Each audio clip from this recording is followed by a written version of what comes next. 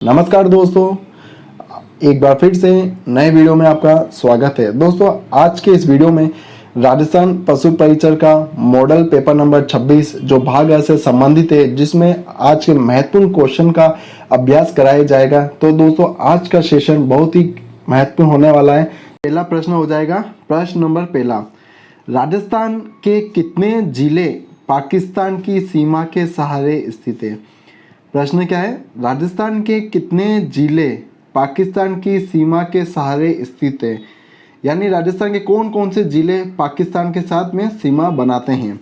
Option आपके सामने हैं। पहला ऑप्शन है 4, ऑप्शन बी 6 जिले, सी 7 जिले, या ऑप्शन डी 5 जिले। तो कितने जिले जो पाकिस्तान के साथ में सीमा बनाते हैं?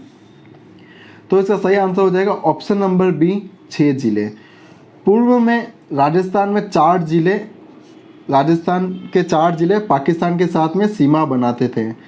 अभी वर्तमान में 2 जिले और जुड़ गए हैं। कुल मिलाकर 6 जिले जो पाकिस्तान के साथ में सीमा बनाते हैं। अगर उन 6 जिलों के नाम देखें अपन, तो 6 जिले क्या हो जाएंगे? SBBJ।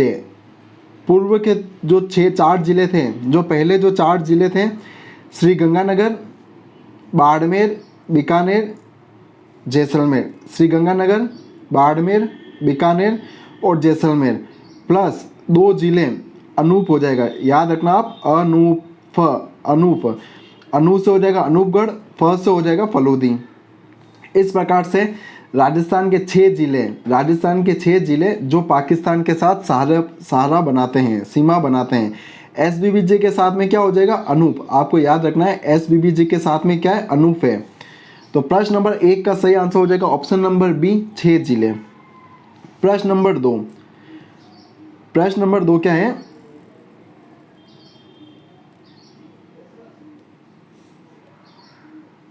प्रश्न नंबर दो है, बांसवाड़ा व डूंगरपुर के मध्य के भूभाग को किस नाम से जाना जाता है? जो बांसवाड़ा और डूंगरपुर के मध्य के स्थान को किस नाम से जाना जाता है? आपके सामने 4 ऑप्शन दे रखे हैं। पहला ऑप्शन हो जाएगा कांठल, दूसरा बाकर, तीसरा गिरवा, या चौथा मेवल। तो कौन सा हो जाएगा दोस्तों? इसका सही आंसर हो जाएगा अपना ऑप्शन नंबर डी, मेवल हो जाएगा। ऑप्शन नंबर डी, मेवल। साथ में दोस्तों एक प्रश्न यहाँ से मैं इंपॉर्टेंट और बताता हूँ आपको। डूंगरपुर, बांसवाड़ा और प्रतापगढ़, यह तीनों क्षेत्र जो एक मैदान बनाते हैं, उस मैदान को अपन कहते हैं 56 का मैदान। ये तीनों जिले मिलकर एक मैदान बनाते हैं, जिसको अपन कहते हैं 56 का मैदान। क्या कहते हैं? 56 का मैदान। जबकि प्रश्न में आपसे पूछें कि 56 की पहाड़ियाँ कहाँ स्थित है, यह प्रश्न बहुत बार एग्जाम में आ चुका है कि 56 की पहाड़ियाँ किस जिले में स्थित है? 56 की पहाड़ियाँ बालोतरा कौन से जिले में स्थित है? बालोतरा जिले में स्थित है 56 की पहाड़ियाँ। जबकि 56 का मैदान डूंगरपुर, बांसवाड़ा और प्रतापगढ़ जिले में स्थित है। और डूंगरपुर और बांसवाड़ा के मध्य के भूभाग को अपन मेवल के नाम से जाना जाता है। तो प्रश्न नंबर 2 जिसका करेक्ट आंसर हो जाएगा ऑप्शन नंबर डी, मेवल। प्रश्न नंबर 3 क्या है?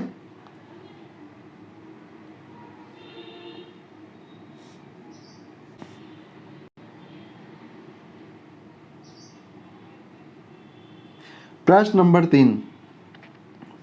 3 क्या है? लसाड़िया का पठार राजस्थान के किस जिले में स्थित है? लसाड़िया का पठार राजस्थान के किस जिले में स्थित है? उदयपुर में, जैसलमेर में, सलूम्बर में, या डूंगरपुर में? ये डूंगरपुर है, इसको आप करेक्शन कर देना, डूंगरपुर। लसाड़िया का पठार राजस्थान के किस जिले में स्थित है? आपके सामने ऑप्शन दे रखे हैं, उदयपुर, जैसलमेर, सलूम्बर या डूंगरपुर। लसाड़िया का पठार जो अपने सलूम्बर जिले में स्थित है। कौन से जिले में? सलूम्बर जिले में। पूर्व में यह उदयपुर जिले में था। ये भी आपको याद रखना कि पूर्व में यह उदयपुर जिले में था, और अभी वर्तमान में कौन से जिले में? वर्तमान में यह सलूम्बर जिले में है। और सलूम्बर जिले में ही एक झील है। कौन सी झील है?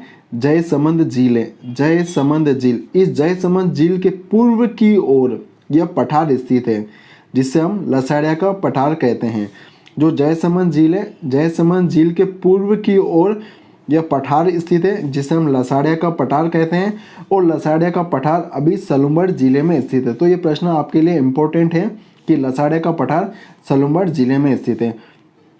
प्रश्न नंबर 4, प्रश्न नंबर 4 क्या है? प्रश्न नंबर 4 की ओर बढ़ते हैं। साबी नदी, साबी नदी के तट पर प्राचीन राजस्थान की सभ्यता का कौन सा स्थल बसा हुआ है? जो साबी नदी है, साबी नदी के किनारे पर राजस्थान की सभ्यता का कौन सा स्थल बसा हुआ है? आपके सामने ऑप्शन दे रखे हैं, गिलुड़, जोधपुरा, नगरी या बरौर। कौन सा स्थल है जो साबी नदी के किनारे बसा हुआ है? तो क्या होगा दोस्तों इसका करेक्ट आंसर?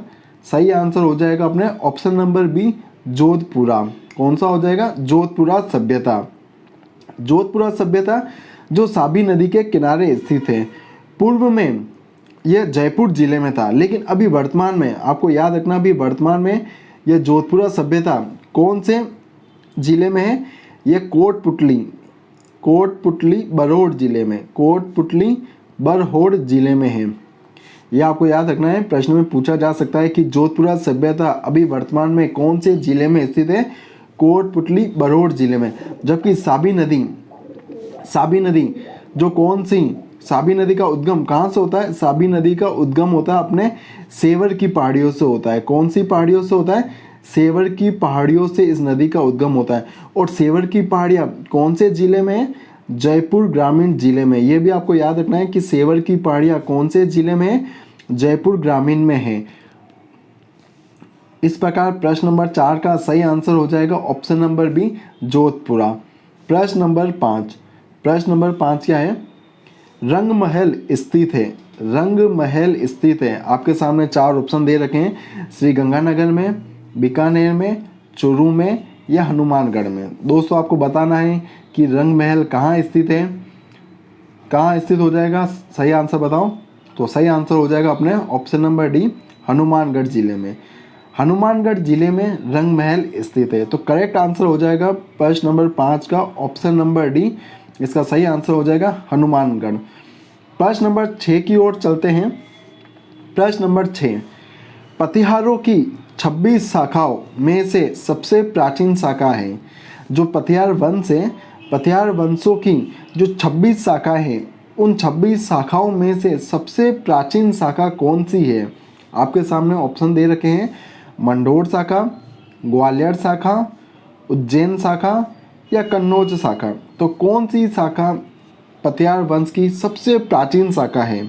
तो सही आंसर हो जाएगा ऑप्शन नंबर ए, मंडोर शाखा। एक प्रश्न दोस्तों यहाँ से और बनता है, मैं इंपॉर्टेंट करके लिख रहा हूँ, आप भी इसको नोट करके लिखना कि जो मंडोर है, मंडोर शाखा, इसको राजधानी बनाई थी, इसको पतिहार वंश के किस शासक ने मंडोर को राजधानी बनाई थी? तो हरिश्चंद्र। ये आपको याद रखना पड़ेगा, एग्जाम में काफ़ी बार पूछा गया है। हरिश्चंद्र जो पतिहार वंश के संस्थापक है, हरिश्चंद्र ने मंडोर को अपनी राजधानी बनाई थी। और प्रश्न नंबर 6 में पूछा है कि पतिहारों की 26 शाखाओं में से सबसे प्राचीन शाखा कौन सी है? मंडोर शाखा है। और मंडोर को अपनी राजधानी किसने बनाई? हरिश्चंद्र ने बनाई थी, जो पतिहार वंश का संस्थापक था। तो प्रश्न नंबर 6 का करेक्ट आंसर हो जाएगा ऑप्शन नंबर ए, मंडोर। प्रश्न नंबर 7, प्रश्न नंबर 7 क्या है? प्रश्न नंबर 7 देखते हैं।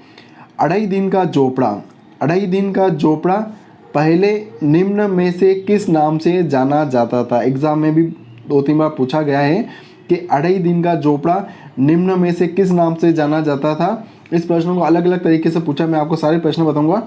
तो आपके सामने ऑप्शन दे रखे हैं, संस्कृत पाठशाला, सरस्वती मंदिर, सरस्वती विद्यापीठ या सरस्वती आश्रम। तो अढ़ाई दिन के जोपड़ा जिसे किस नाम से जाना जाता है? इसे जाना जाता है अपने संस्कृत पाठशाला के नाम से जाना जाता है। प्रश्न में पूछा गया है कि संस्कृत पाठशाला कहाँ पर है? तो संस्कृत पाठशाला अजमेर में। यह भी एग्जाम में पूछा गया है कि संस्कृत पाठशाला कहाँ पर है? संस्कृत पाठशाला अजमेर में है, जिसका निर्माण एग्जाम में पूछा है कि संस्कृत पाठशाला का निर्माण किसने कराया था? विग्रहराज चतुर्थ द्वारा संस्कृत पाठशाला का निर्माण कराया गया है। और इस संस्कृत पाठशाला को तुड़वाकर किसका निर्माण करवाया गया? अढ़ाई दिन के झोपड़े का निर्माण कराया था। जो क्या है, यह एक मस्जिद है। जो क्या है? एक मस्जिद है जिसका निर्माण कुतुबुद्दीन ऐबक ने किया था, द्वारा करवाया गया था। तो ये सारे प्रश्न एग्जाम में पूछे गए हैं। प्रश्न को मैं वापिस रिपीट करता हूँ कि अढ़ाई दिन का झोपड़ा पहले किस नाम से जाना जाता था? अढ़ाई दिन का झोपड़ा संस्कृत पाठशाला के नाम से जाना जाता था।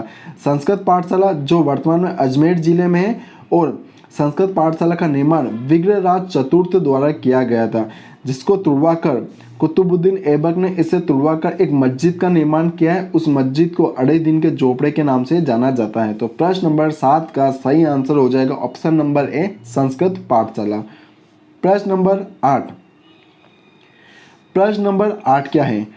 कुम्भलगढ़ प्रशस्ति, कौन सी प्रशस्ति? कुम्भलगढ़ प्रशस्ति के रचयिता है राणा सांगा, कुंभा, कवि महेश या दीपक।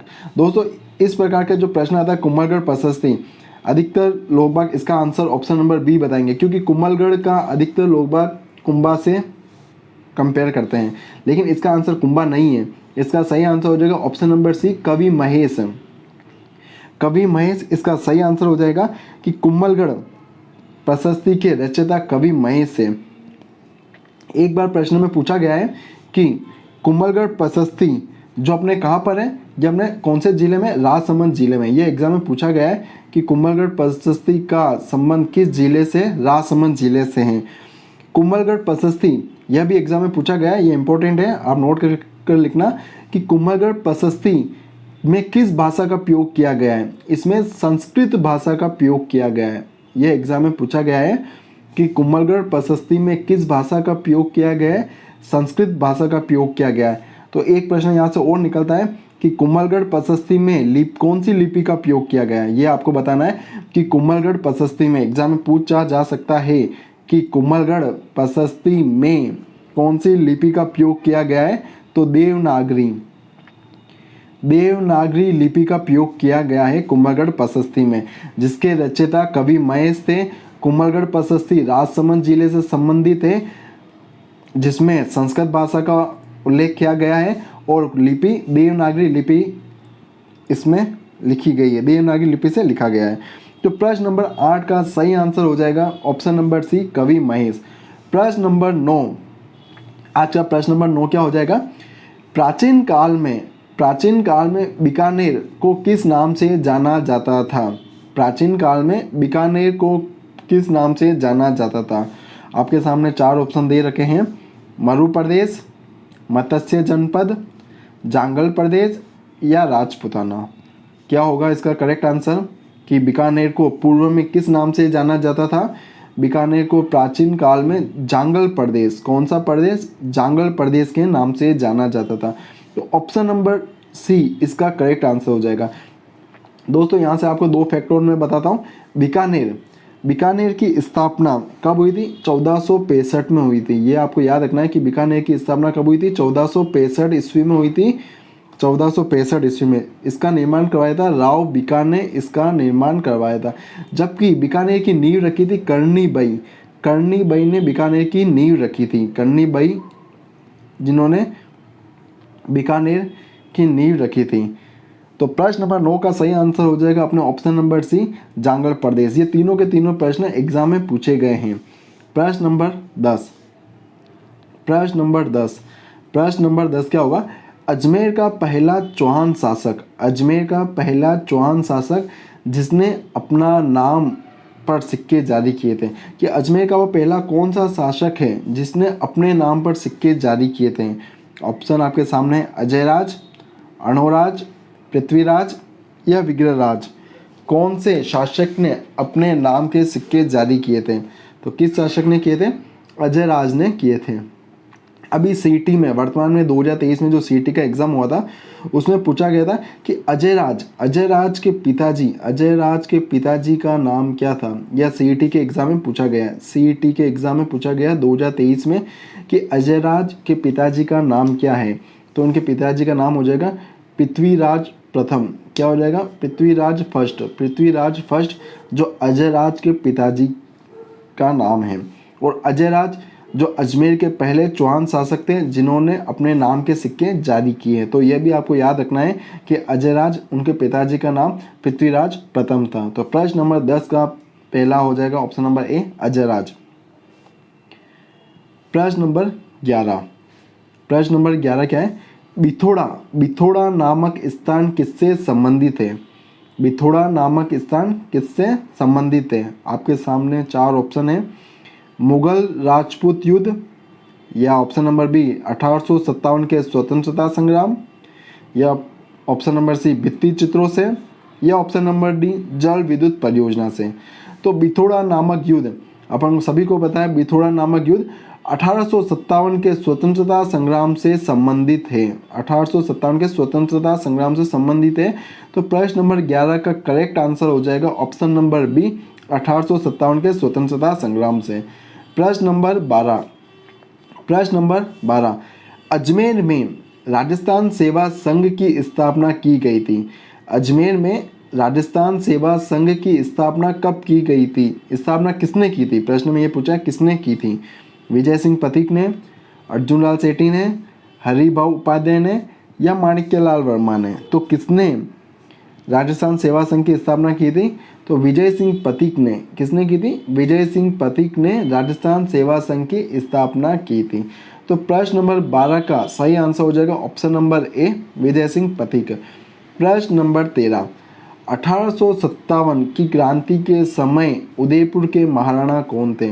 1857 की क्रांति के समय उदयपुर के महाराणा कौन थे? ऑप्शन आपके सामने है। पहला हो जाएगा जसवंत सिंह, दूसरा स्वरूप सिंह, तीसरा भोपाल सिंह, या चौथा रतन सिंह। तो कौन हो जाएंगे जो 1857 की क्रांति के समय उदयपुर के महाराणा थे? तो option number B Swaroop Singh. Swaroop Singh जो 1857 की क्रांति के समय उदयपुर के महाराणा थे। जबकि भोपाल सिंह, यह भोपाल सिंह है दोस्तों। भोपाल सिंह का आप याद रखना, भोपाल सिंह एकीकरण के समय महाराणा थे। एकीकरण के समय महाराणा कौन थे? भोपाल सिंह हो जाएंगे। जबकि स्वरूप सिंह थे 1857 की क्रांति के समय। ये दोनों प्रश्न, दोनों जो शासक है आपको याद रखना पड़ेंगे। काफ़ी कन्फ्यूज़न होता है ऐसे प्रश्न जब ऑप्शन में, जब ऐसे क्वेश्चन आ जाता है, जब स्वरूप सिंह और भोपाल सिंह का नाम एक साथ आ जाता है तो प्रश्न में काफ़ी कन्फ्यूज़न होता है। इसलिए आप याद रखना जो स्वरूप सिंह है वह 1857 की क्रांति से संबंधित है, जबकि भोपाल सिंह एकीकरण से संबंधित रखते हैं। प्रश्न नंबर 14। प्रश्न नंबर 14 क्या है? बटेनर का किला स्थित है। बटेनर का किला कहाँ स्थित है? हनुमानगढ़ में, कोटा में, धौलपुर में, या पाली में। तो कहाँ पर स्थित होगा बटेनर का किला? यह अपने स्थित हो जाएगा हनुमानगढ़ जिले में स्थित हो जाएगा। बटेनर का किला हनुमानगढ़ जिले में स्थित है। एक प्रश्न यहाँ से और आपको मैं बताता हूँ, इम्पोर्टेंट है कि बटेनर का किला राजा भूपत ने इसका निर्माण करवाया था। राजा भूपत ने इसका निर्माण करवाया था अपने पिता की स्मृति में, अपने पिता की याद में राजा भूपत ने बटेनर किला का निर्माण करवाया था। प्रश्न इंपॉर्टेंट है और एग्जाम में काफ़ी बार पूछा गया है कि बटेनर का किला किस शासक ने अपने पिता की स्मृति में इसका निर्माण करवाया था? तो राजा भूपत। प्रश्न नंबर 14 का सही आंसर हो जाएगा ऑप्शन नंबर ए हनुमानगढ़। प्रश्न नंबर 15। प्रश्न नंबर 15 क्या है? कठपुतलियों का निर्माण मुख्य रूप से होता है। कठपुतलियों का निर्माण मुख्य रूप से कहाँ होता है? जयपुर में, भीलवाड़ा में, उदयपुर में, या बूंदी में। तो कहाँ पर कठपुतलियों का निर्माण का नृत्य किया जाता है? जो कठपुतलियाँ होती है उनका कर्तव्य दिखाया जाता है। तो कहाँ दिखाया जाता है? उदयपुर में दिखाया जाता है। कहाँ पर दिखाया जाता है? उदयपुर जिले में कठपुतलियों का निर्माण का मुख्य रूप से या कर्तव्य दिखाया जाता है। प्रश्न नंबर 15 का करेक्ट आंसर हो जाएगा ऑप्शन नंबर सी उदयपुर। प्रश्न नंबर 16। प्रश्न नंबर 16 क्या है? चिरमी राज्य के कौन से क्षेत्र में मिलती है? दोस्तों चिरमी की बात करें तो चिरमी एक लोकगीत है। क्या है? एक लोकगीत है और लोकगीत के साथ साथ यह एक पौधे का प्रतीक भी है। ये एक पौधे का प्रतीक भी है। तो प्रश्न में अगर पूछें चिरमी क्या है? चिरमी एक लोकगीत भी है और एक पौधे का प्रतीक भी है। तो ये कौन से क्षेत्र में मिलता है?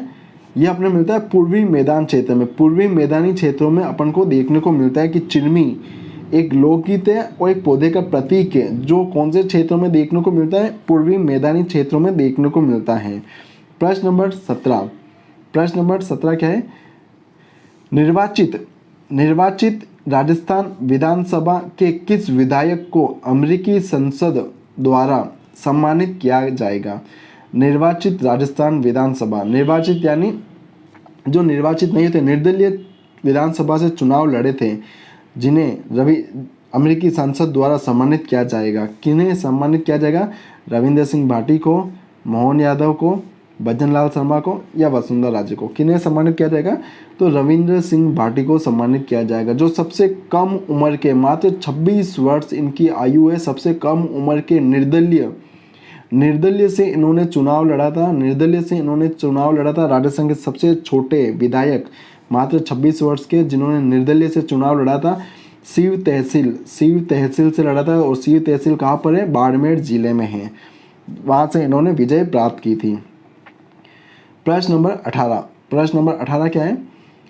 हाल ही में राजस्थान का नया मुख्यमंत्री किसे घोषित किया गया है? राजस्थान का नया मुख्यमंत्री किसको घोषित किया गया है? ऑप्शन आपके सामने, मोहन यादव, वसुंधरा राजे, भजनलाल शर्मा या वासुदेव देवनानी को? किसे राजस्थान का नया मुख्यमंत्री घोषित किया गया है? तो सही आंसर हो जाएगा, क्या हो जाएगा? Option number C, Bhajanlal Sharma को। भजनलाल शर्मा को अभी हाल ही में राजस्थान का नया मुख्यमंत्री घोषित किया गया है। जबकि दिया कुमारी, जो डिप्टी सीएम के पद पर उनका नाम घोषित किया गया है। तो प्रश्न नंबर 18 का सही आंसर हो जाएगा option number C, Bhajanlal Sharma. प्रश्न नंबर 19 क्या है? भारतीय सैन्य अकादमी यानी IMA, इंडियन मिलिट्री अकादमी, देहरादून की पासिंग आउट परेड में राजस्थान के किस कैडेट को प्रतिष्ठित स्वॉर्ड ऑफ ऑनर अवार्ड मिला है? इमरान खान को, जायदा खान को, चतर सिंह जान को या गौरव धाम को? किसे मिला है? गौरव यादव को मिला है, गौरव यादव को। तो प्रश्न नंबर 19 का करेक्ट आंसर हो जाएगा option number D, Gaurav Yadav. प्रश्न नंबर 20, आज का लास्ट प्रश्न हो जाएगा अपने। प्रश्न नंबर 20, हाल ही में जारी प्रधानमंत्री आवास योजना की प्रगति रिपोर्ट में राजस्थान देश में किस स्थान पर है? अभी प्रधानमंत्री आवास योजना की अभी हाल फिलहाल में एक रिपोर्ट जारी हुई थी, जिसमें राजस्थान का कौन सा स्थान है? ऑप्शन आपके सामने है, 16वां स्थान, 13वां स्थान, 9वां स्थान या 14वां स्थान। तो कौन सा स्थान हो जाएगा? 14वां स्थान हो जाएगा। तो इसका सही आंसर हो जाएगा ऑप्शन नंबर डी, 14वां स्थान। दोस्तों, आपको कमेंट करके बताना कि हमारे द्वारा लाए गए प्रश्न आपको कैसे लगे। अगर अच्छे लगे हो तो कमेंट में ज़रूर बताना, और इस सेशन को ज़रूर लाइक करिए।